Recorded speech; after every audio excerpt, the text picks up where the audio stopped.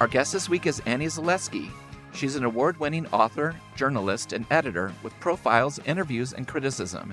Bylines include Rolling Stone, NPR Music, The Guardian, Salon, Time, Billboard, the AV Club, Record Collector, the Los Angeles Times, and Stereogum.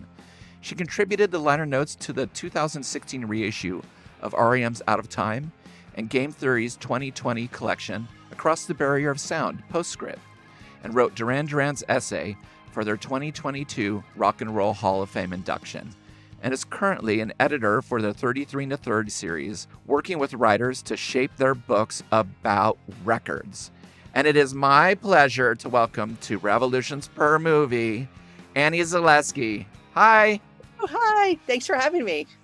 Well, okay, how many times did you see Duran Duran this week?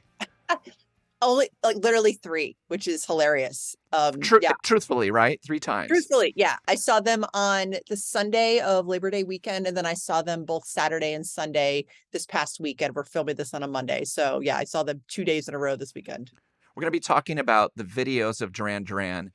Annie, you wrote an amazing 33 and a Third book about Rio and their influence on music video culture and fashion. Did you see Duran Duran first, like a video, or did you hear them first?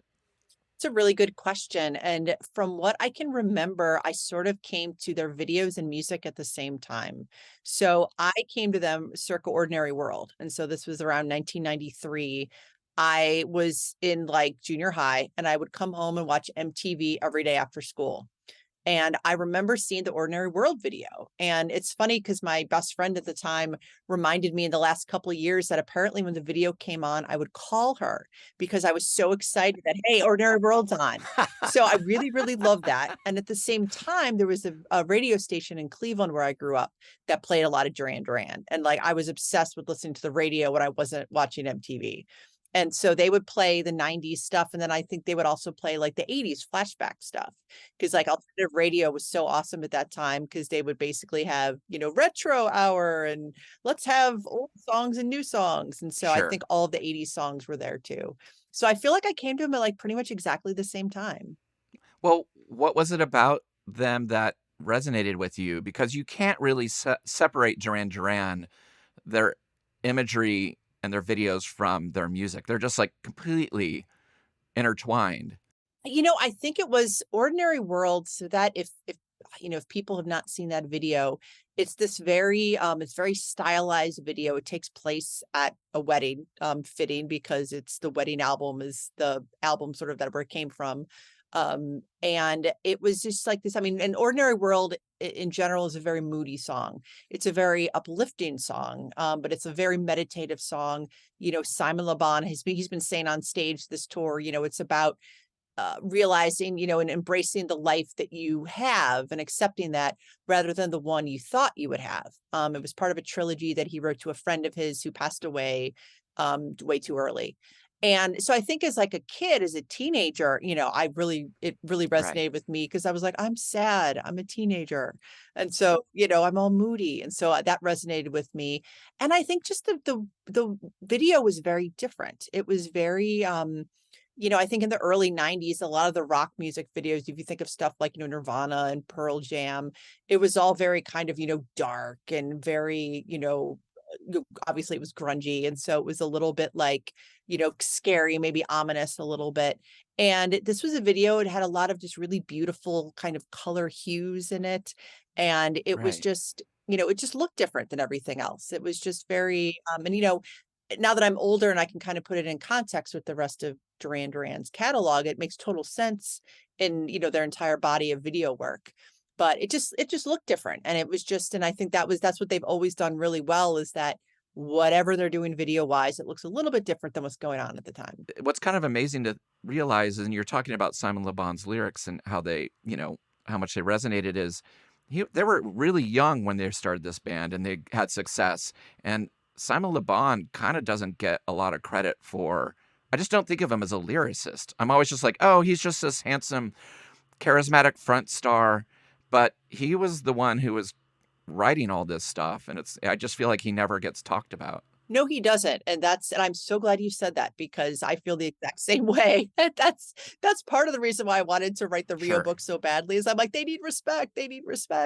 But yeah, Simon just, as a lyricist, had such a knack from the very early start to have these kind of interesting turns of phrase that you think like, "What does that even mean?" But, like, it works with them and, 40 some years later, they sound amazing. They've aged incredibly well, and it just Planet Earth, what's so great about it is that that's like their mission statement. And they came out like right out of the gate with sort of like, this is who Yeah. we are as a band. We're the new generation and we're coming, to storm the world. And they kind of manifested that. But yeah, and I mean, what people do, which has been so fun on this tour, is that he has the line, the new romantics looking for the TV sound. And at a concert in 1981, after that line, he said, switch it off for some reason. And it's become sort of a fan catchphrase. And so on this tour, he sings that line and then he kind of like puts his hand to his ear and the crowd will like yell it back at him.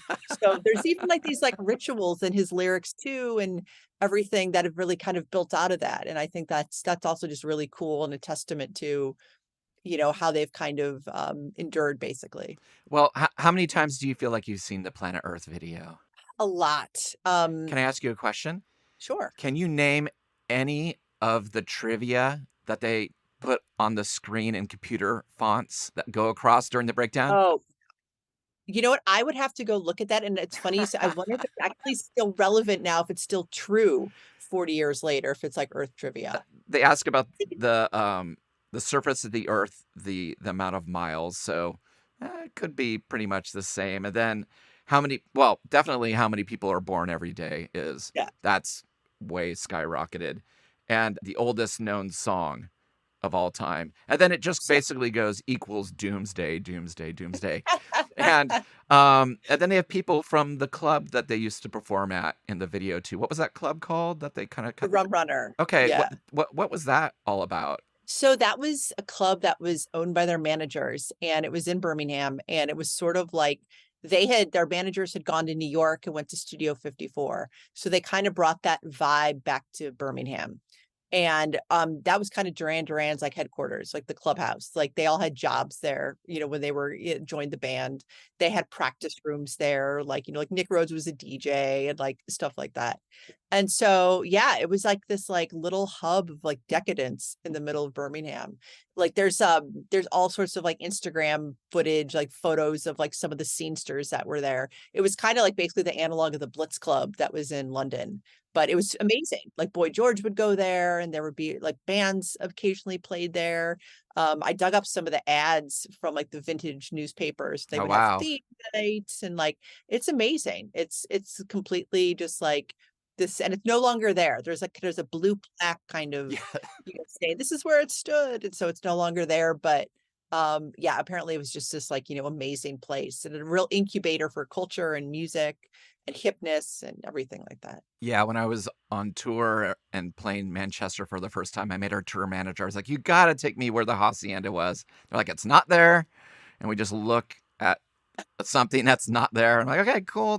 Thank you. I needed to see it." Who Exactly. else was in their scene at the time, musically in Birmingham? It was pretty small, correct? It was with the coolest thing and that like, and I think this is one of the things that when I was doing the book, I was so thrilled to kind of learn about or help understand better, is that everyone in Birmingham was doing like different things. And so like UB40 was a band that was, had gotten a little bit of popularity in like 1980. So like right aside of Duran Duran was kind of coming together. And so, they were very, reggae influenced, a little bit of tone kind of type thing. And so was Dexy's Midnight Runners. That was another band that, Right. Nick Rhodes told me about. Hey, we, practiced near them. So just those three bands in general were just like so different. And then, a decade before was all the metal. You had Black Sabbath and you had Judas Priest and things like that. But from what I Right. understand, what was really cool about Birmingham is that was one of the cities kind of on the circuit. Like if you were a cool punk or post punk or like early new wave band, you'd play Birmingham. So everyone in Duran Duran got to see, like, all of these amazing bands. Like, "Oh, I'm gonna see Blondie," or "I'm gonna see Susie," or The Human League. So Right. it wasn't really isolated either, which was really cool. And so you had all these bands that wanted to do their own thing and be different, and they were also able to go out and see all these bands doing different things. So it just, like, you talk about time travel, it's like, can I just go back there and just see all those cool shows? I know, I know. Like, I'm sure you would die to just be like, "Oh, I wish I could have seen them on the Rio tour." It would've been like a dream come Oh, well, true. absolutely. And, I grew up in Cleveland and they were actually really popular here early on because there was a radio station that played them and like really supported them. They had a really supportive DJ. So they played it like there was this tiny venue called Pirates Cove, which was hilarious because they were new romantic and they were like swashbuckling fashion.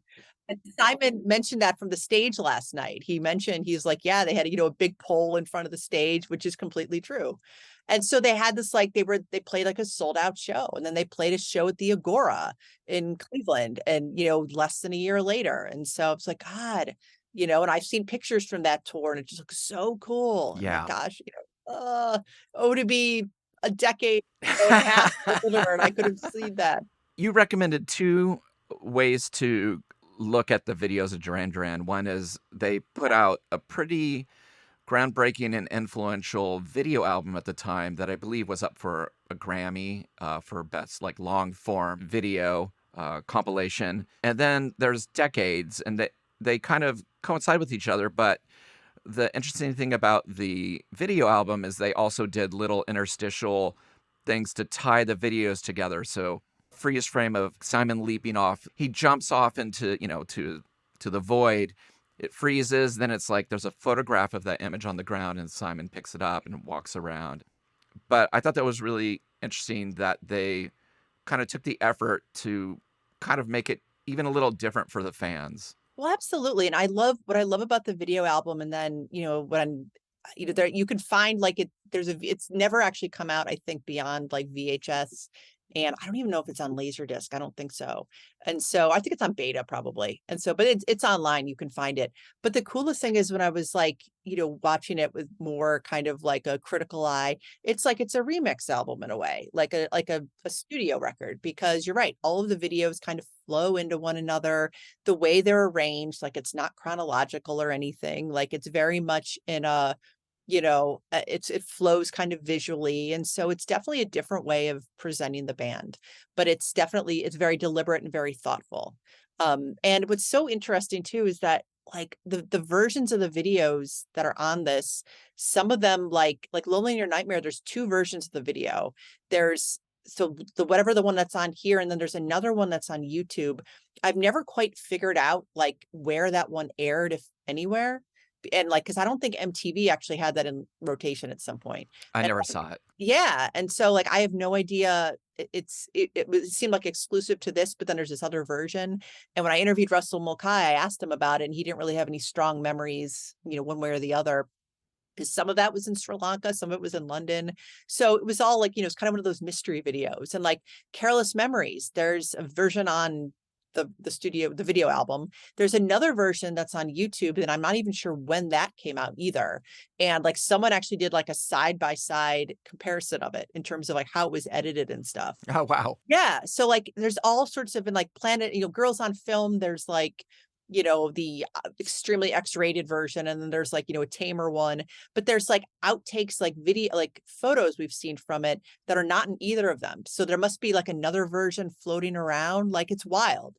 There's no, like for some of these videos, I think there's no real like actual version of it just because they were remixed and stuff like that, which is, part of Duran Duran's mystique, but it's also like, it's the never ending quest to find out exactly where all this stuff is too.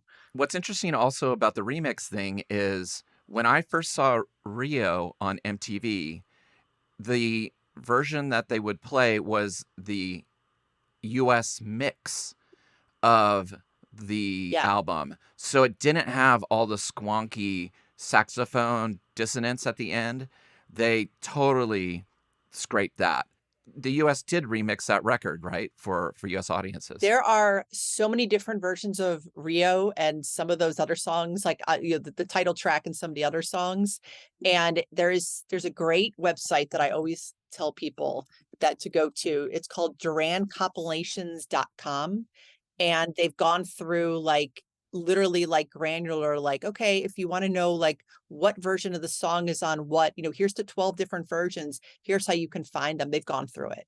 Because yeah, there was the US mix, and then there was, which was on a single, and then there was on the video, and there were other things. And it's unbelievable. There's just so many different, you know, ways to listen to the record. And there's, Rio itself, there's so many different remixes of it too. Wow. So yeah, and and I think MTV probably did edits, and something Yes. like that. Like maybe if someone was taping that in maybe 1982, maybe that version would be on there. But like you would look at it later, maybe they played a different version. Like maybe that's lost to time. Who knows?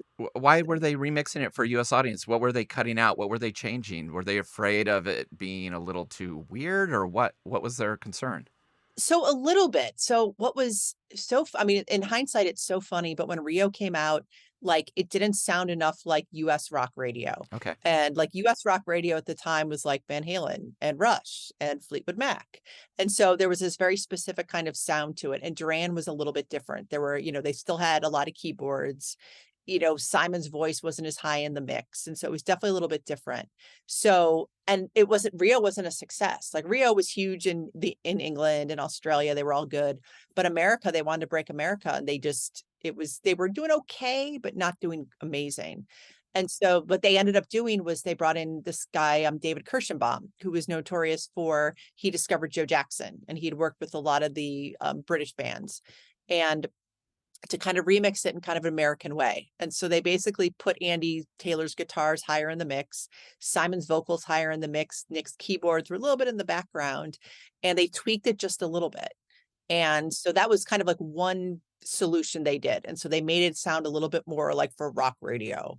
And then they also did extended remixes, because at the time, dance music was getting so popular. So they kind of had this like twin sort of remixing to kind of get them in different audiences. And that ended up helping break them. That's why they put out the Carnival EP. They put out this 4-song Carnival EP that had a couple of older remixes from some of the earlier songs, couple of remixes of the Rio songs, to kind of like, remind people, hey, they're this dance band.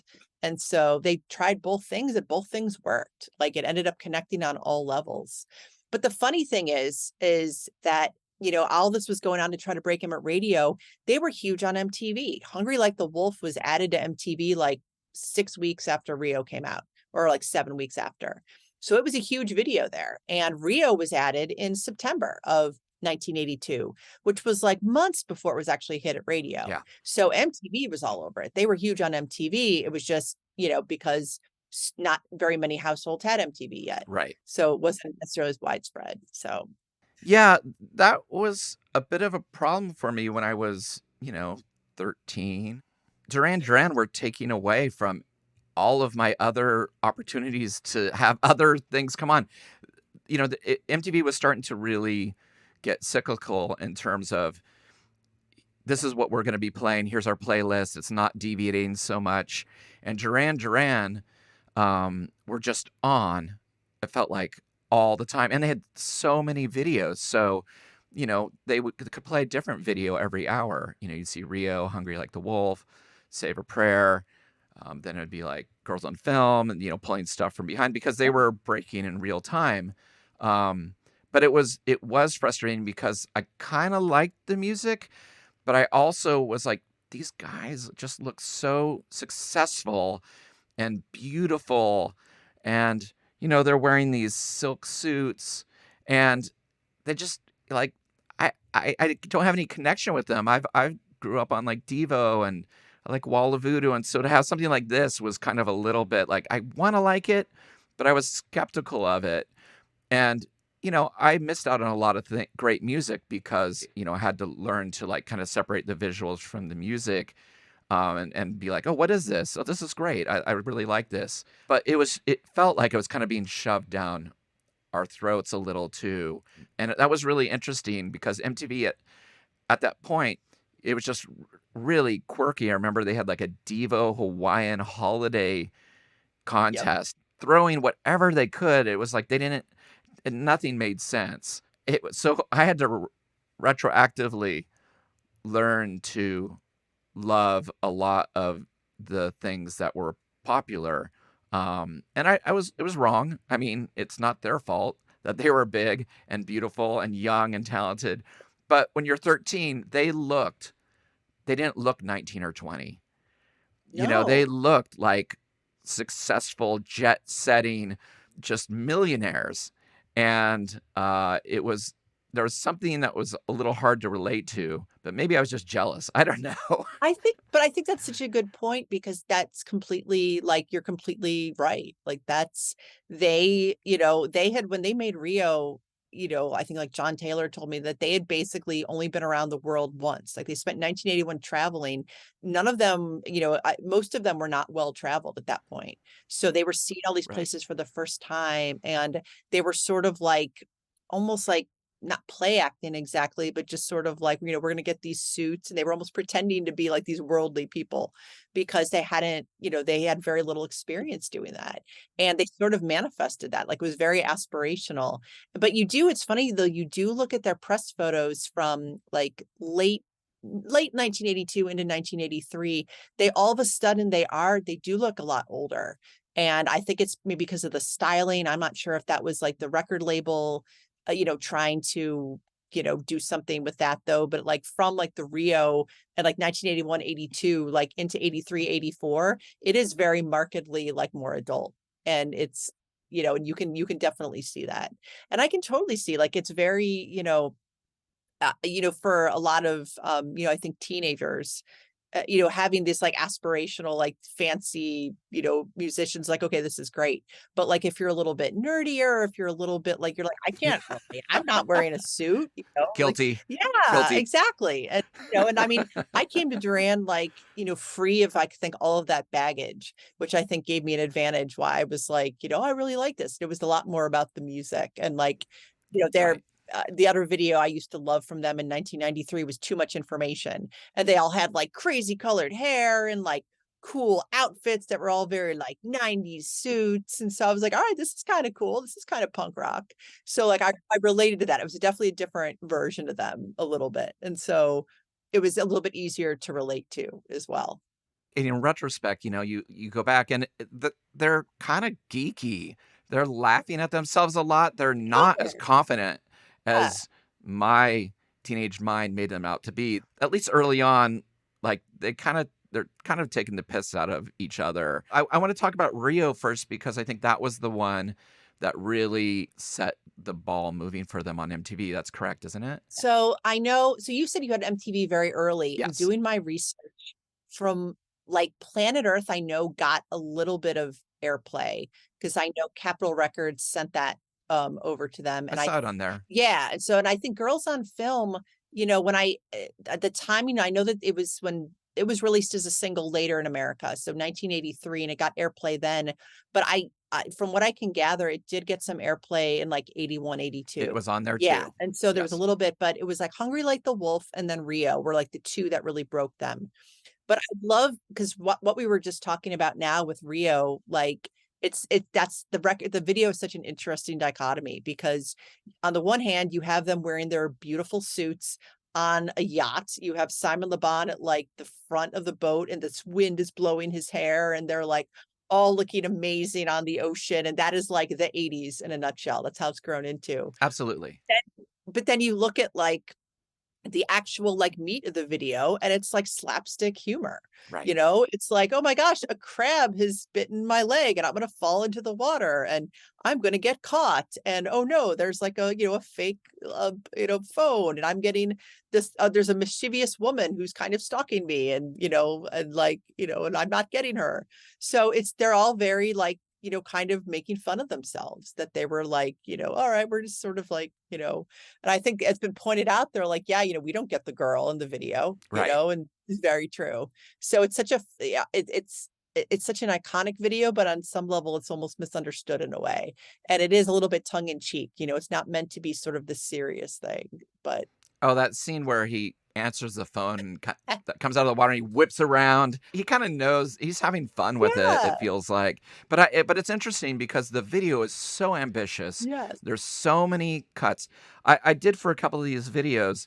I just timed the first 30 seconds, and in the first 30 seconds of Rio, a mirror is broken in reverse. A sleeping woman on a dock is being spied on by one of the band members. Simon comes out of the water in a dress shirt with New Wave sunglasses. He stares up at a spandex pink and blue striped female legs. Nick is wearing sunglasses that have superimposed on it with digital imagery. A model walking by in a yellow dress. The deck is splashed with water as a rope is pulled from a pulley. Someone picks up an orange ball, while between their legs you can see Rio walking in a purple dress, laughing, putting her hands in her hair. Nick, Roger, and John reclining on a boat while 3 orange balls roll by. One of them is bouncing the ball, and Rio is at the wheel of the boat getting smashed by water in slow motion. There's a zoom in of a compass spinning, 3 members posing in different ways, and a foot appears with pink dots painted on it. Water pours on it. Rio's bathing in the sun with green hair, having green water poured on her in the ocean. And that is the first 30 seconds of the video, the intro.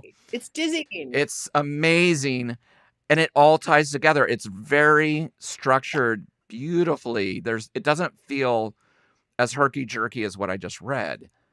And that's Russell's genius, director Russell Mulcahy, and like he had worked with McCartney and Elton John, and he did Ultravox videos, and like he was just such a genius at figuring out how to film music videos and how to kind of, I mean, he basically helped really invent the genre, modern music video, and Duran Duran were so good to work with. They were such good collaborators that they were able to make these, and in the mini movies, and that's why they still, like, even to this day, you're just like, how do you even do that? It's just so creative and just so vivid and just so adventurous and innovative. And he directed Highlander, correct? Yes. Amazing. Yeah. Just right there, it's like, so you can see that. I didn't know that he had directed the videos and done that film, but it makes total sense in terms of the madness of the world they're creating, and that the story doesn't necessarily have to make sense, but you're going to be with us and we're going to rip through this as quick as we can, so hold on. Exactly. And Hungry Like the Wolf and Save a Prayer were shot at the same time, Yes. correct? So Rio was in Antigua, and that ended up, probably why it was so silly is the band was on vacation, and they called them up and they're like, "Hey, we're going to shoot a video." And so they were like, "All right," so they were ready in paradise. But yeah, it was Hungry Like the Wolf, Save a Prayer, and then a little bit of Lonely in Your Nightmare was in Sri Lanka. Yeah. And it sounded like what they would do is they'd just be driving and they'd be like, oh, over here would be a great place to shoot the part where you come out of the forest, and set a playback, do that part of the song, and then be like, but over here, let's do the other song and have you walk through this. It's kind of amazing that they could keep it all together, because although it was a substantially priced music video, budgeted music video, it still wasn't that large compared to a lot of things that were going on at the time. Yeah, and compared to like where things would go too, so it was, I think Right. they really started that. But yeah, it was it was amazingly, I think, well organized too. I know that Russell, that I think they did like we're going to go a week in advance and we're going to kind of, scout out everything. And then once the band got there, because the band mixed Rio and then basically got on a plane to go to Sri Lanka before they went on tour. And so, yeah, it was just really, and on some ways it was a little bit like, let's see, let's see what happens. And in other ways, it was extremely like, okay, we got to do this. We have limited time here. So it was very organized. Right. Yeah. Well, this is also the point in Duran Duran's career where Simon is the lead actor. Oh, yeah. He's in the majority of the thing. He's kind of on a mystery or some sort of adventure, and then the other people show up once in a while to save him or do something. I wonder, do you know if they were comfortable with that relationship of just Simon kind of being the star of these things? Was there any conflict with that? I think because so Simon, it will surprise nobody if they don't know that he had an acting background. And so he was a little bit more comfortable, like kind of being the center of attention on camera. And, someone like Roger Taylor, the drummer, who's a lot shyer. And, I mean, I think basically everyone was sort of like, it was great fun, even if, you know, maybe we're not necessarily as comfortable, but like, why not? You're you're in a band. It Yeah. was exciting. Someone like, Nick is not a fan of boats. So like, around Rio at one point, he did an interview where he was basically like, I like, boats docked so I can have a cocktail in my hand, like totally relate to that. Yeah. So, it all depends, but I think everyone was sort of game and, because they trusted Russell and, just because like, why not? Well, let's have these wild ideas. Sure. Why not? But he did say that, Simon was definitely the one who was like, I'm totally game for things because I'm an actor. And he's really good. I mean, that's the whole thing is that, Hungry Like the Wolf, he's an excellent sort of like frontman adventure guy. He does it really well too. It's not cheesy. He doesn't seem like, uncomfortable doing that like some of the other music videos of the early 80s Right. where people look like they'd rather have a root canal than be on camera. Simon was cool. Did he ever act in any movies? He didn't act in movies before that, but he was a theater porter, and then he studied drama at the University of Birmingham. Okay. Have you watched when Duran Duran took over the MTV studios to do the world premiere for Save a Prayer? Is that the one with Andy Warhol? Yes. Yes, I have watched that. Yes. It's Simon and Nick sitting on the soundstage. They've come back to them, and they're like, "Yeah, I feel something in the studio. What is it?" And Andy Warhol's sitting between them with a camera, taking photos of them, and they're just like, "Yeah, I can't put my finger on it. It's like a ghost." And they never acknowledge him, and he's just sitting there quiet. I thought that was kind of incredible. So they must have befriended themselves during this time at some point. So they met Andy Warhol on their first trip to New York in 1981. Their publicist at Capitol Records at the time, when they were coming over to America, like I guess they came over and said, "Yeah, we want to meet Andy," and they managed to do it. I mean, this was what's so mind blowing is that like there were I found a picture in like Billboard or Cashbox or something of like them meeting Andy Warhol and like showing him their videos from like 1981. And so they became fast friends basically. But yeah, I love that. Like that is like one of my favorite like MTV things. And what's great is that Andy was actually taking pictures and those pictures are in his archives at like Stanford. Oh, that's And like, amazing. yeah, it's like online. I was like, kind of looking at things and I'm like, oh my God, you gotta be kidding. So there's like a whole contact sheet and it's a little bit lo-fi, but you can see. And Simon mentioned that from the stage the other night in Pittsburgh because they went to the Andy Warhol Museum when they were in town and spent like I think they spent most of the day there. It's an incredible museum. Right. And so he mentioned, he's like, yeah, Nick and I did an MTV thing and Andy was there. And I was like, oh, it's so cool. Cause yeah, Wow. it's brilliant. That really, I think, embodies what MTV was early on. It was sort of like anything goes and let's have a Right. good time. And it is so funny. I think that is the one thing that people sometimes forget that like Duran Duran are very funny. Simon Right. especially is hilarious. And people, I think they think, oh, the band takes themselves very seriously. And I'm like, no, no, no, they're kind of hilarious. And that sums it up right there. I wanted to talk about two videos I hadn't seen that really made an impression on me. The first one being Night Boat and the second one being The Chauffeur. Night Boat, that was definitely not an MTV. That was amazing. Some say it's a tribute to the horror film Zombie 2, the Italian horror film. And it was filmed before Thriller, but it is a zombie horror mini movie.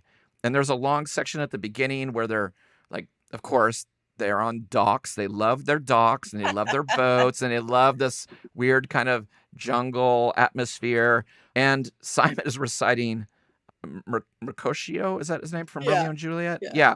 He's sitting there just into the void, into the darkness. And then there's like shots of like this mask that has no pupils in it and like mirrors breaking, and it's got definitely a Blair Witch kind of vibe. They're going mad in it. Do you know much about where they were going with that? Because I think if it had been on MTV, it would have really made a mark. So In terms of music meeting horror for a band of that stature. it's funny. So they filmed that in Antigua along with Rio, which is like hilarious to think about because it's like pretty much the flip Oh side my of God. that. Yeah. Okay. Yeah. They had been planning this video album, just backing up for a really long time. Like this is something that even in like 1981, like before Rio, they were like, we want to make a video album. And so, and you read like different press from the time and the ideas evolved, and it was one thing that it was another like over time. And so I feel like that something like that, they were sort of banking that for like, okay, let's see, what we do. And so I feel like that's potentially like what that was basically filmed for. Okay. But it is great. Like it is literally, it's like a great little early 80s like B horror movie. It's fantastic. I think if I would have seen that, I would have given them a little clout in a way because it is grittier and uglier and more sinister. And the chauffeur is kind of like that too because the song is so different than anything else on Rio. Yeah. It was just basically Nick and Simon composing that together, correct? There's not a full band Yeah. thing. And such a cool electronic music song. But I didn't know there was a video for it. Yes. They're not in it. And it's got a definitely very like tip of the hat to the Night Porter with Charlotte Rampling in it. I was watching this video stuff with my wife who grew up in Glasgow. And so she saw this stuff Oh, when it was wow. coming out. But she was like, I don't remember all these topless women in these videos. She's like, we did not see these on Top of the Pops or wherever. No. So again, was this a video that was kind of made for this video album? Yeah, and I believe so. Okay. Sadly, so the director was Ian Eames, and he sadly passed away in July. And he was so lovely when I talked to him. He was amazing. He was so because he did a lot of Pink Floyd's animation. Oh, the stuff projected behind them, like time and all Yeah, that? he did the flying clocks for time and Incredible. all sorts of stuff. Yeah, Okay. he's a completely incredible like animator. And that video especially, and that was basically, I think Russell Mulcahy called him up because they knew each other. But it was, it was totally different. Like I think the band was so busy at that point, that they signed off on everything. And I think this is a very much a Nick Rhodes video because Okay. it's very influenced by Helmut Newton and, Yes. it's very brutalistic. And so it's very, very kind of Nick Rhodes style. And I think, he shot this whole, Ian shot this whole thing, and he worked with some like really, really, really talented, like cinematic people. So this is stylistically, it's so different than everything else in Rio. It's like black and white. Right. Perry Lister, who is Billy Idol's girlfriend forever, that's one of the women in there too. And so, yeah, it's, and it's funny because Duran Duran, they haven't played it in recent tours, but they project the video behind them when they do play. And so, like, Simon will come out with a chauffeur hat and he'll kind of like stride on out and they'll have the video behind them, and it's amazing. It's fantastic. And everyone loses their shit. Yeah. And the thing is, Ian, why I think he was also approached is that it was supposed to have more animation on it, like kind of like Tron, like I think is how he described it to me. Oh, okay. That makes sense. Exactly. And so it ended up like they ran out of time, or, Right. because everything was so compressed at that time. So it was potentially going to be a little bit different. But I still think it came out amazing. It's this really like, kind of interesting, weird little curio of, Duran Duran's history. And because that is what is so funny is that, you're kind of talking, they could have been positioned in a totally different way. I always tell people that, like, I'm glad they're putting out a Halloween record because I'm like, look, Duran Duran is way darker than you think it is. Like, you can laugh at me all you want, but seriously, they are like, you look at the side 2 of Rio, you look at some of their earlier stuff, some of their videos, like they could be like a very post-punk sort of band. They had all these videos and, everyone, they're very colorful and handsome. They turned into kind of a pop band, but they never really lost that kind of art school, gothic vibe that's always kind of there. And so, No, if Chauffeur was number 2 in oh, the number 2 track on Rio side 1, you'd be like, "Oh, okay. exactly. Okay." In your book, they talk about Rio kind of being the end of innocence for them a Mhm. bit. What did they mean by that? Was it just like at this point things were too big and they just didn't have as much control, or I think it's a little bit of both. And so, what's I think now when we talk about like younger bands and musicians, we're a little bit more enlightened, and we talk about like, mental health, and we talk about, the impact of like stress on people and the impact of, we talked about how Duran Duran was really young. When you're really young and all of a sudden you're right? very famous, that can cause a lot of stress. Because so, Duran Duran, they basically they signed their record deal in very late 1980. They released their debut record in 1981, went all around the world, toured the entire year, Then they had a tiny bit of break. They went right into early 82, recorded Rio. Rio was a massive success in England and like UK. And so they basically, England is UK, duh, but England and Australia, they basically finished recording the record. They mixed it. They went to Sri Lanka. They went to Australia and Japan. And then they took a little bit of a break and then they went touring again. They toured for the rest of the year. Then 1983 started and they had to make another record right away because the record label needed another Right. record. So that's like 3 years basically of just a breakneck speed. And, certain members of the band were definitely, overindulging and, being a little bit more debaucherous because first off, it was the 80s. And second off, that was just what you sort of did. And when you're young, you can do that. And I think it was just a little bit of everything from stress and overdoing it. And they really didn't take a break. They weren't given an Right. option to take a break and say, hey, maybe you guys can take, a couple months off and, regroup and then come back. And I think Andy Taylor may have said that in an interview at some point too, that like had someone said, hey, can you guys just take a break? Things would have gotten a lot better. Because then everything, Seven and the Ragged Tiger was a very difficult record for them to make. They'll be the first to tell you that. And so, and that was recorded all throughout 1983. And, the creativity was more difficult to kind of come and they were working with different people. And it was just, they had gotten so famous so fast. It was just kind of like bedlam. It also seems like at this point, some of the videos were taking over from the music. I can see it. Some of these songs feel a little bit like, all right, I'm writing Union of the Snake. I see it as a video. I see it as a film. Wild Boys. Okay, just the word Wild Boys, it's cinematic. And the videos definitely are even getting more elaborate, more expensive. It's time for another 30 seconds of Duran Duran imagery. Yeah. So, in the breakdown or the solo section of Please, Please Tell Me Now, Simon exits an old government building, and there are Magritte bowler men reading newspapers. There's a dog on a leash sticking his head into an open briefcase. There's a row of Magritte men, the bowler men, all holding newspapers, stepping from behind columns, and they turn their head in unison. And a bowler man is using a camera to shoot a scene on the government building steps. And then a ball leaps up into Simon's hand. He stares forward as a Magritte man quickly passes by. Then the Magritte men step behind the columns, and then there's an Alfred Hitchcock type zoom where they dolly away from him and pull in of Simon in the forest. Simon watches his older children chase a young kid who's holding a ball.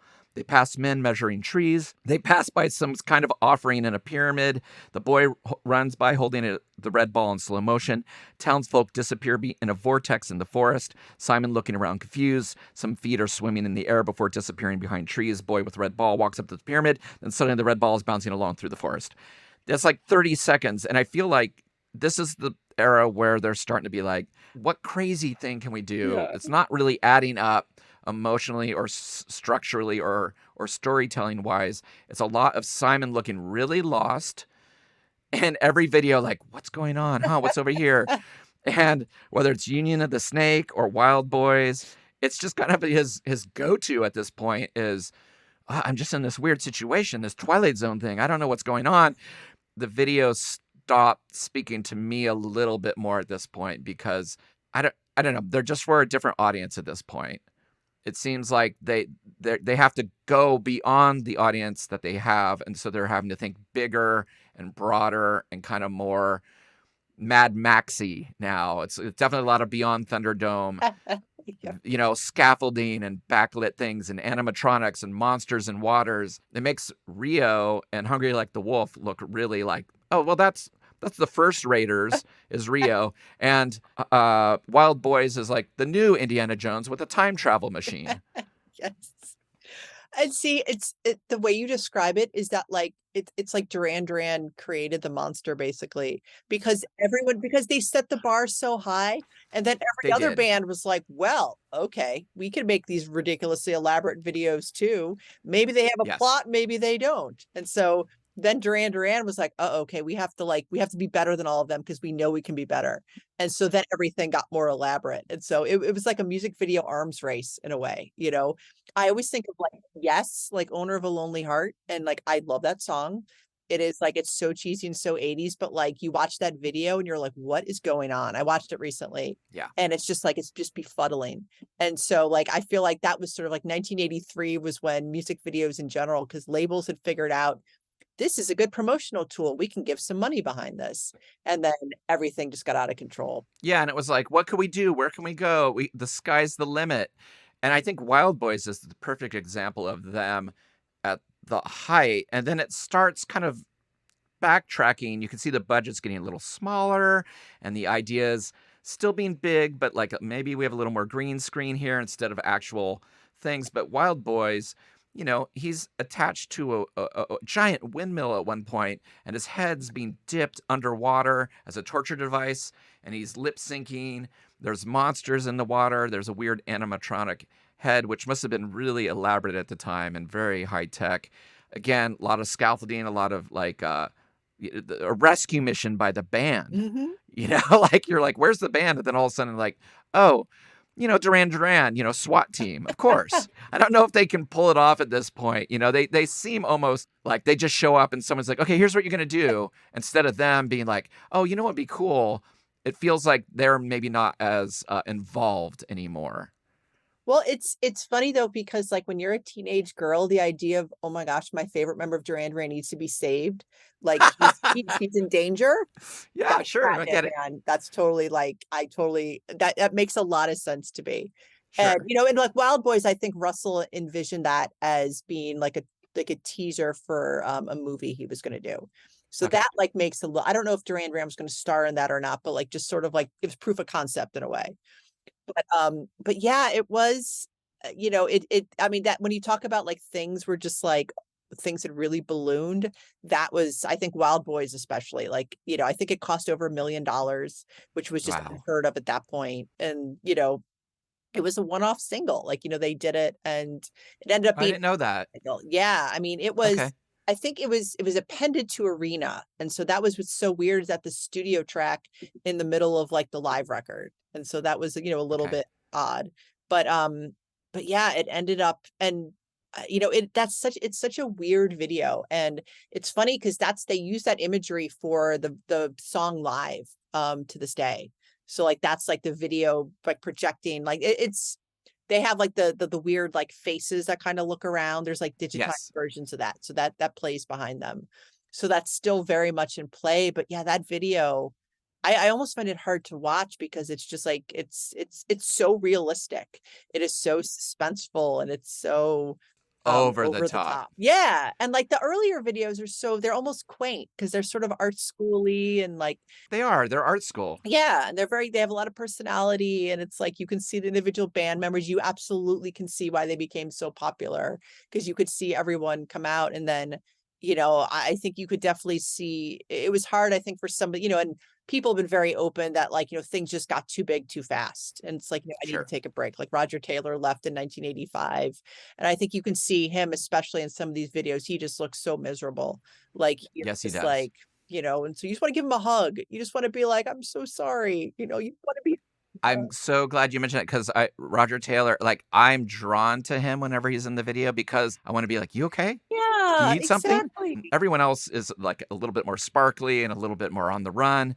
And yeah, it's really interesting to watch. And I mean, obviously these videos are iconic and really revolutionary, and it's Yes. hard to state how massive and important these videos were in terms of just world building and where the music industry was at the time. And of course, by the time this is out, Reckoning's already come out and Zen Arcade and Double Nickels and Let It Be. It's just weird that at the same time, there's still this big, expensive world they were still selling records at this point, correct? They were still a big deal. Yeah.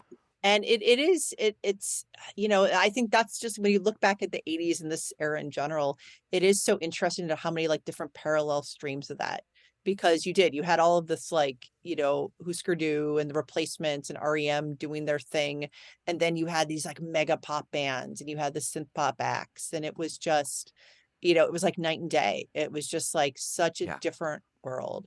And it just the idea that all of them are coexisting at the same time, like it is a little bit like mind bending, especially now, because I think now people see, alternative music and everything is kind of on the same continuum in a sense. Everything's a little bit blurrier, but at the time, I mean, as you will speak to, it was just like, the never the twain shall meet. It was like, then you had the metal side, Right. Metallica was out at that point. So you had that whole strain. Like, I think, not to sound ancient, but like I think kids today are a little bit more open-minded about what they listen to. They're not like, oh, I only like this or I only like that. They like a lot of different things. And I think that was very different at that point. No, you definitely, it was, you picked your teams, and music was such an identity, and you used it as a shield. I mean, you Yeah, were picked on for liking the wrong thing. right. And so that made you either give up or double down. At a certain age, when you double down and you're wearing your De Kreutzen shirt or your Butthole Surfer shirt, you're like, I'm here, deal with it. Yes. I was really excited that somebody wanted to talk about music videos because, again, they really did form me before I saw any, music documentaries or things like that. I just love talking to someone who obviously their visual identity, as much as their musical identity, just formed you. And I think it's so cool that, you've interviewed them, you still go to the shows, you've written books about Duran Duran. I think it's fucking cool. So I just wanted to Well, say thank that. you. So here's where we're going to get into the real deep things. I have a few more questions for you. Um, okay, push come to shove. Which Duran Duran video is your absolute favorite? It's funny. It's actually one we didn't talk about. And it's actually funny. I think it's one that the band isn't necessarily super fond of, but it's New Moon on Monday. I don't know that one. This is another one, and like we talk about music videos that are just like, wow, that there's a lot going on there. I need to look this up Okay. because the music video, there are multiple versions of it. So they filmed it in France. There's a 17-minute version of the video. 17? Um, 17 minutes. Um, I'm not sure where that aired. It might have been on MTV like once. I think it's on YouTube now. But then there's also like a shorter version. There's one with like a spoken like intro, and I think there's a version without that. Dancing on the Valentine, I think there's also like another version of it. It's like there's a DVD compilation that has them all. Like being a Duran Duran completist is so frustrating. If you're like, I'm a Virgo. So like being a Duran Duran completist as a Virgo is like just like makes me twitch because that Uh, you can't do it. Like when I interviewed Nick, I even asked him, I was like, I've seen all these things about these different remixes, and he's like, yeah, I don't even know. Like there's just so many floating around of like different things. but you're like, but tell me, give me the Exactly. sign. I He doesn't need even I need an he doesn't answer. even know just because there's just so many and like there's different versions. Wow. Like you look at something like Hungry Like the Wolf, there was like, a version on a promo that's different than yeah, yeah. I mean, it'll hurt your brain. And fact checking, I'm so sorry for no. you. I feel for you as a completist myself. I feel for you. And fact checking a book, let me tell you, because I'm like, oh my God, if I fuck this up, I'm gonna like, I'm gonna hear from so many people about Right. this. So yeah. But no, Newman on Monday. And I mean, first off, the storyline is the storyline. I like it. Apparently it's like they're members of an underground resistance movement called La Luna, which I just, it's so ridiculous, but it's also like so hilarious. And I love the song. And like, but at the very end, like they're going through this village and there's like fireworks and they're all kind of like together. And it's just like just very sweet. Like it seems like um they're all very kind of like, it's that brotherhood that they kind of have. And, I'm not entirely sure why they're not oh yeah. eh, Wikipedia says Andy and Nick Rhodes say that's their band's least favorite music video. Yeah. Oh, yeah. So Andy Taylor wrote in his memoirs, everybody hates it, particularly the dreadful scene at the end where we all dance together. But you love it. I think So it's great. I think it's Oh, charming. that's Yeah. awesome. So I like that. But I mean, you know, there's so many videos, they have, one of my other favorites, I can't just choose just one. There's one called Girl Panic, and it's from one of their later records. It's from All You Need Is Now. And what the premise of the video is that basically there are all these supermodels that are playing the members of Duran Duran. And the members of Duran Duran are playing journalists interviewing them. So first off, as a journalist, I absolutely love the conceit. But second off, it's so funny because all the supermodels like take on like exaggerated versions of like Duran Duran's personality. It is so funny, and I think people do not get the humor in it. So that's another one that I think like a 7-minute version, and there's a regular Wow. version, and but that's another one I really like. And of course, I love all the early ones, like pretty much like everything on the video album. I could watch them over and over again. Well, if you could be one member of Duran Duran, who would it be? Oh my God, that's such a difficult one. I think who I could be. Probably Nick. And I will say that because, like I've probably talked to him. I've interviewed everybody in the band, but I've talked to him the Okay. most because he was very generous with his time, with his book. And, I think we really get along because like both of us are perfectionists and, very much like, kind of, we do our own thing and are very, love music too. I mean, I think that's the other thing is that when you talk to Nick, like he's still very enthusiastic about like new music, like Simon is as well, and just about being creative and pushing things forward and doing like, what's this new technology? He's very Yeah. curious. He's never lost that curiosity. And so I really relate to that. So probably Nick. Also, he has like the most amazing suits, like unbelievably. I can't even tell you, like in Pittsburgh, it was like this silver suit that was kind of iridescent. And then last night his suit was like light turquoise and like same thing, kind of shimmery, just unbelievable. And so I'm jealous of his outfits because I wish I could find like cool clothes Oh like my that. God. So I could be cool clothes, playing the Yeah. keyboards, looking awesome, being like it's, going to see art museums, like just amazing. So Wow. I love talking about yeah. this because I like the things that I love. I'm a super fan as well. So I'd be the one person who would notice, oh, yeah, this is totally different. He's wearing a different, like this is a different shade of green tonight. Um, is there Yep. is there a Duran Duran song that never got a video that you wish they had made? It's a very good question. Probably, so at some point, I believe there was a plan to make a video for every song off Rio, and they got close. I think there's a video for the disco version of My Own Way that everyone has sort of disowned because it's like this completely bizarre. They love doing that. They love making these things and disowning them. Well, so that it's funny that song is like so that song they penned really early. They played that live all Okay. throughout 1981. It was like this very different version. And then they basically, went to New York and like dance music and they made this version with these disco strings. And it was weird because I didn't even this was a version I didn't hear for a long time. It wasn't until kind of YouTube came around that I was like, what is this? And everyone sort of agreed, yeah, this kind of didn't work. And so they redid it for Rio in a different way. But anyway, I think New Religion. I love that song. I think it's so moody, and I think that it really would lend itself to a really interesting, kind of evocative music video. So I think that's the one. I'm shocked that you said that. I didn't know there wasn't a video for that. I'm really shocked too. No, I mean, in terms of Rio, like the only videos or songs that have videos are "Hold Back the Rain," "New Religion," and "Last Chance on the Stairway." God, I didn't know that. And That's so, amazing. yeah, and like any of them would actually be great for that. But New Religion, especially live, is just so cool too. And so, yeah, so I think they could have done something pretty cool with that. But maybe they still will someday. Who knows? Sky's the limit. I love that. Well, at the end of every interview, I ask the same question, but I tailor it, no pun intended, I was gonna say, I see what you did there. yes, to the film or the projects we're talking about.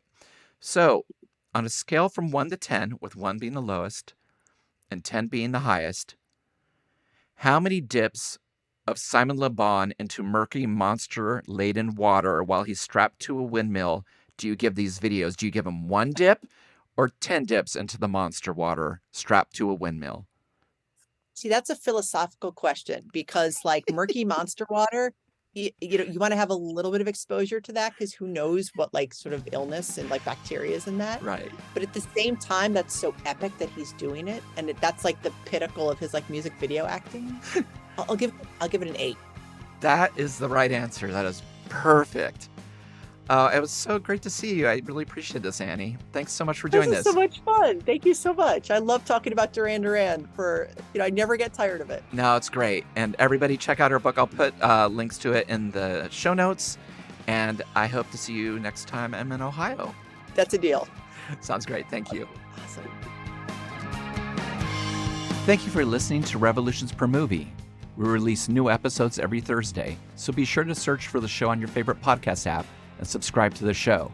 And if you've enjoyed this, it would mean a lot to me if you would rate and review it as well. You can follow us on social media at Revolutions Per Movie, and also find out more information about our various guests in the episode show notes. Thanks again, and we'll see you next week. Bye!